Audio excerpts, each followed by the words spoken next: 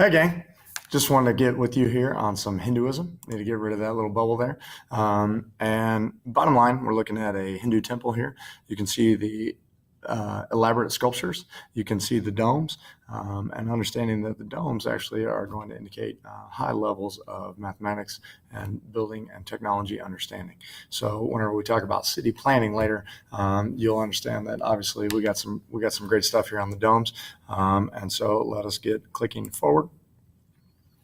The first part of understanding India, and I think most places, especially in Unit 1, is talking about the geography. The geography has a unique impact on the Indian subcontinent.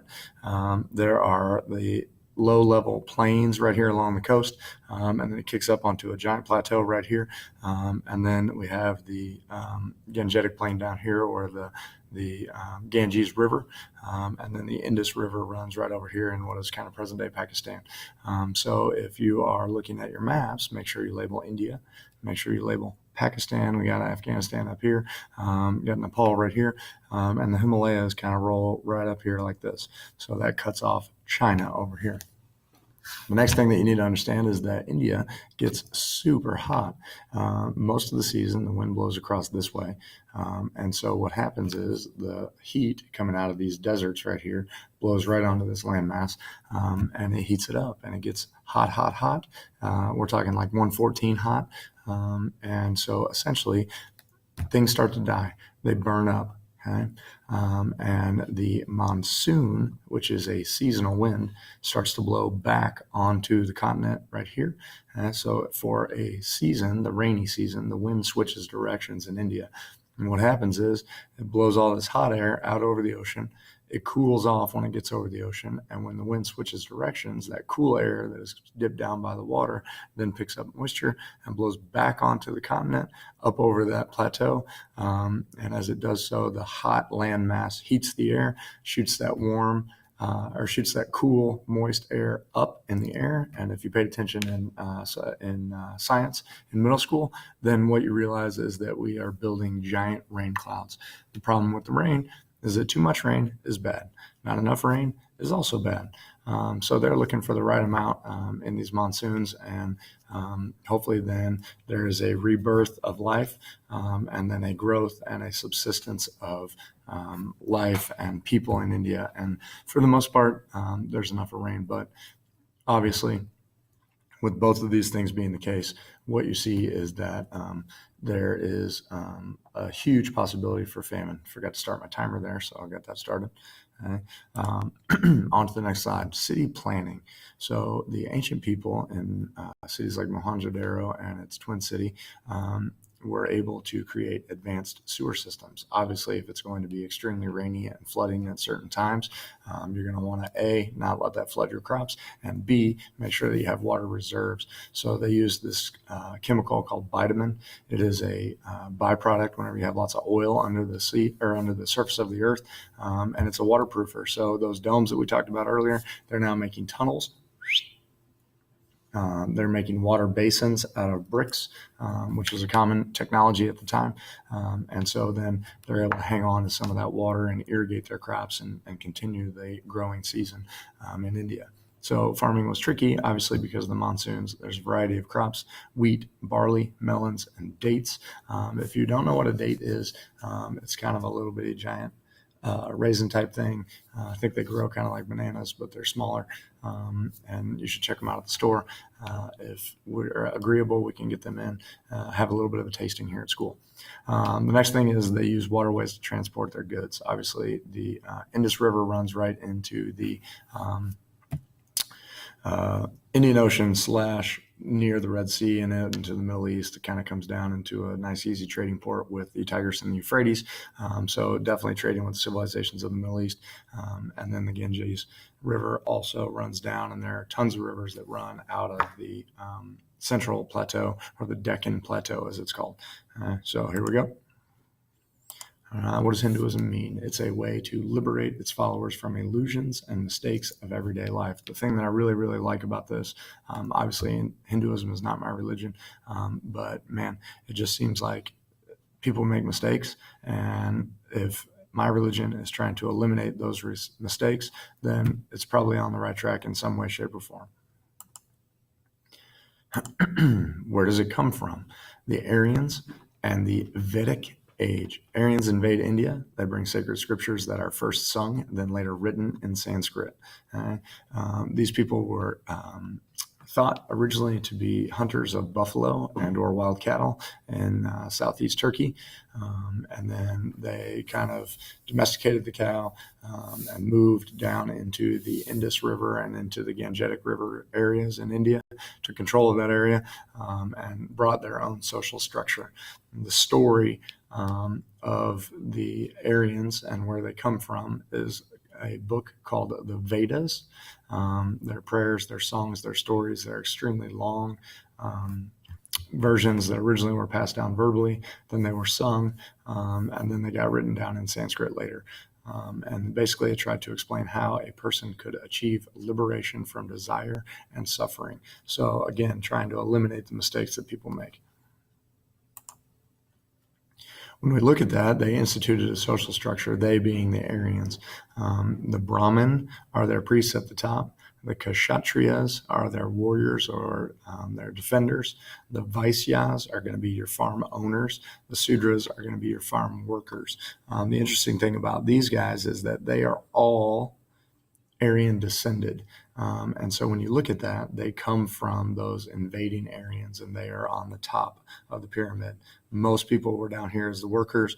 A few people were like those aristocratic rulers, those landowners that we talked about here. The warriors were a class above themselves. And then finally, the Brahmin were the priests and kind of the high officials. What we see after that is that there's a group of non-Aryans. Those are called the Dalits or the untouchables, or as Coach Dixon talks about in his class, they're called pariahs. So if you're talking to your friends next door, we're talking about pariahs. Okay? And everybody that is on this caste system has a place. They have a place in society, and they have a place in their social network and their jobs. Everything is determined by the caste system, C-A-S-T-E system. Okay? And what is happening is that you are living in the caste system to move your way up to moksha. Okay? And so then the first thing that Hindus believe in is reincarnation. This should be a review for you. There is a life-death cycle. It should also sound super familiar to the geography piece that we talked about whenever there is a burning up of everything, the monsoons arriving, giving water and giving life back to the continent. So some people believe that the geography heavily influenced the religion of the area. So they believe in reincarnation. You live your life and you die, and then possibly you come back as something else or another person or another opportunity to get things right, eliminating those mistakes and those desires. All right? And so then what follows is the karma. Your karma are kind of the sum of your deeds in your lifetime. If you have good karma, then that hopefully is going to move you closer to your ultimate goal of moksha. But if you have bad karma, then perhaps maybe you're going to take a step down on the pyramid. And so essentially then each has its set of rules. Okay, the Dharma, each class has its own Dharma. All right. And those are the rules and jobs and things that you follow. We're going to talk later about marriages. All of this is kind of regulated by this strict set of rules or this dharma and the caste system. There is no movement in the caste system in your lifetime. You celebrate what is your dharma and what is your caste. And so then that's your job, that's who you marry. All those things are arranged and set up. And so that creates a need for extremely organized cities. The next thing that we're going to talk about is the Dharma chakra. Whoops. Get a little carried away there. That's that little wheel. Looks like a captain ship. Should have popped up right here. I don't know why it didn't, but we'll talk about it in class. The Dharma chakra is kind of the cycle of life. It's kind of a symbol for Hinduism and the cycle of life. I like to think about it like the little internet symbol. If you've been good on the internet or if you've had good karma, whenever you go to a website, the little wheel doesn't spin very long. If you've had bad karma or you've been visiting places that you shouldn't be on the internet, sometimes when you go to a website, the little Dharma chakra spins forever and ever and ever. So what we need to make sure that we do is we have good karma or we have good actions. All right? The next thing is your Atman. Your Atman is your essential self. In a Christian world, simply, I think we would call it a soul. It's your inner spiritual being. It's the thing that goes from life to life to life that tries to achieve moksha. So then that breeds the question, what is moksha? Moksha is unification with Brahma, the creator. Hinduism is polytheistic, and so what we get is many, many, many gods, 10,000 plus gods, but it is said that all of those 10,000 plus gods are an incarnation of the one Brahma, or the creator. So we'll get to kind of some more of those gods later. Finally, Hindus practice what is called ahimsa. Ahimsa is a practice of nonviolence, and essentially kind of codifies this idea that you're not to have wrongful desires or wrongful actions, making sure that people are good to each other, essentially. The one exception to that is obviously the Kshatriyas. The Kshatriyas are the warrior class, and they are obviously violent whenever they defend invaders and whatnot. All right, so continuing on. In belief, there are actually two concepts, the Varna and the Jati.